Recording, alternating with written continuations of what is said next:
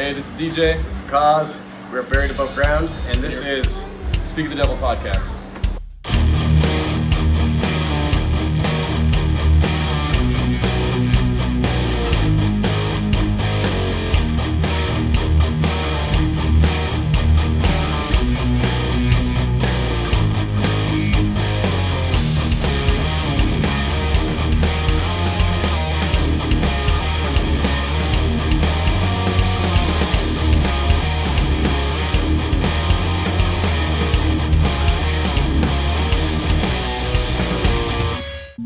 Greetings from Podcastville. Today is March 1st, 2020.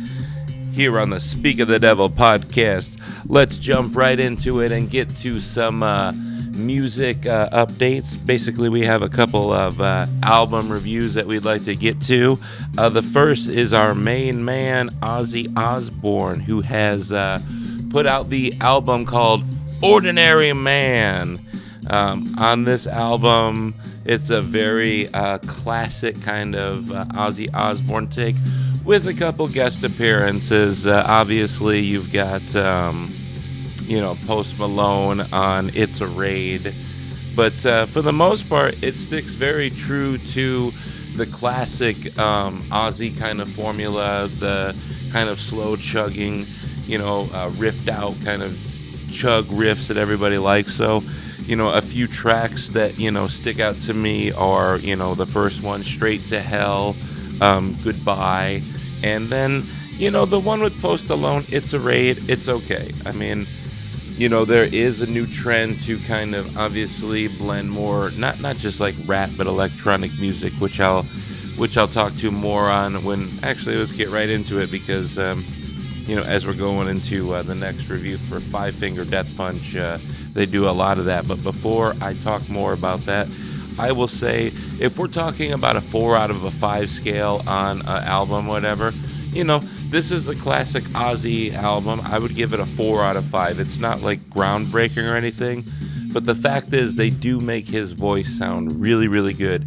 I mean, I don't know at his age how they do it. Obviously, they got the best, vocal processing in the world.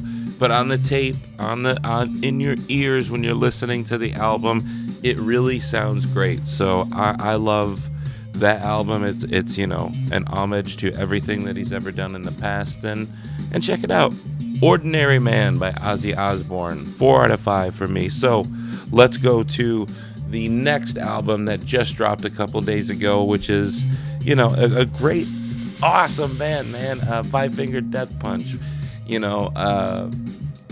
Maybe a little bit bro rock for American, taste or whatever, or maybe worldwide taste. But hey, doesn't mean it's not awesome. And F8 does not disappoint.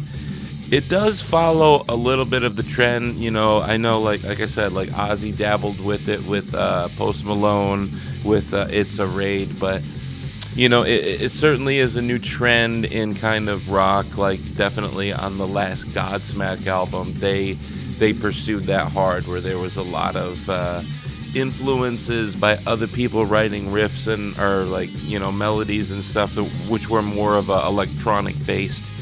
And the opening couple tracks, like Inside Out and Full Circle, or Full Cycle, not Circle. Those definitely have that electronic kind of feel on them.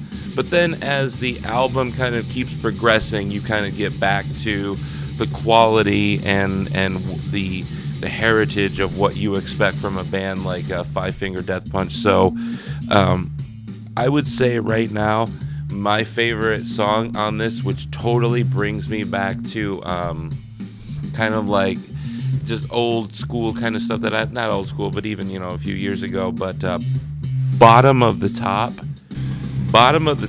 is just this great track, because not only is it a cool melody, it's just one of these things when you really dissect the lyrics, it's great, because it really speaks to indie artists and kind of making it. It's like, no matter what level you are, there's just people that are just going to be haters, that just are not going to like what you're doing. no matter what level you are. So that's a cool song. This Is War is another cool song. And another great song, two other songs that I like, Making Monsters, not in the mirror, some actual real fucking monsters. So if you want to hear that, go hear Making Monsters by Five Finger Death Punch to find out how it's really done. And then Death Punch Therapy, which we all need some Death Punch Therapy, right? So Death Punch Therapy is very cool. F8 is a great album. The 8 is drawn in an infinity sign. So, forever. Awesome. So, let's go to video games. Look, maybe, I don't know if it's in frame or not, but I am going to put it in frame now. The Hori Nintendo Switch Split Pad Pro Daemon X Machina Edition. Now, this was my companion on yet another trek to London, England, and I have to say that it just made the trip just fantastically beautiful, because these detachable little guys are perfect for, adults. If you're not a little kid and you got big hands like me, this gives you this full grip. Now, I know it was made for Daemon X Machina, this game. I did not buy that. But in terms of just being a great, Switch grip that you can take on the go, this was perfect. I love it. It breathes new life. It almost makes it feel like a new system. It really does. Like, that's how wonderful it is. Because I was very keen on the new Nintendo Switch Lite, and using the kind of back grips that I got kind of extra, but this is the full deal. And then it's regular. You can hook it up to your TV, which I was able to do in England, and have the full experience. So these grips are awesome. And then probably the best game that goes with this little grip pad is Warface. Warface is this Crytek engine game that is running on the Switch that proves that you could have Crysis or other games like that on here. And it's free. You can, everybody can download it and everything. It looks beautiful on it. It's very fun. It has great feel and tactile, everything, like shooting experience. So that's a very fun game. So I would recommend that, because it's free. You can't really go wrong with a game like that. So Warface, tied with these, can't go wrong on that. So, and last but not least, let's talk about some wrestling. So, with wrestling, there has been a lot of action that's been happening on both sides of the companies of WWE and AEW. With WWE, they just had the event in Saudi Arabia.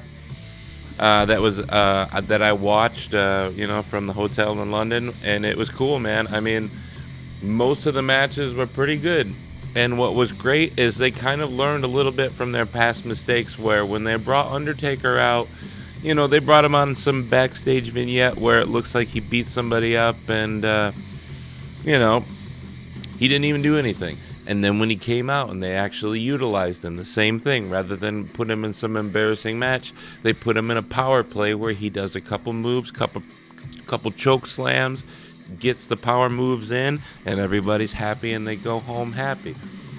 So, in addition to that, then also they have Goldberg going over on The Fiend. Goldberg is your new world heavyweight champion, going into SmackDown, where now Roman Reigns challenged him. Now that's a perfect WrestleMania match. They also had Morrison and Miz winning the tag team championships, which they haven't had in like 11 or 13 years or something like that.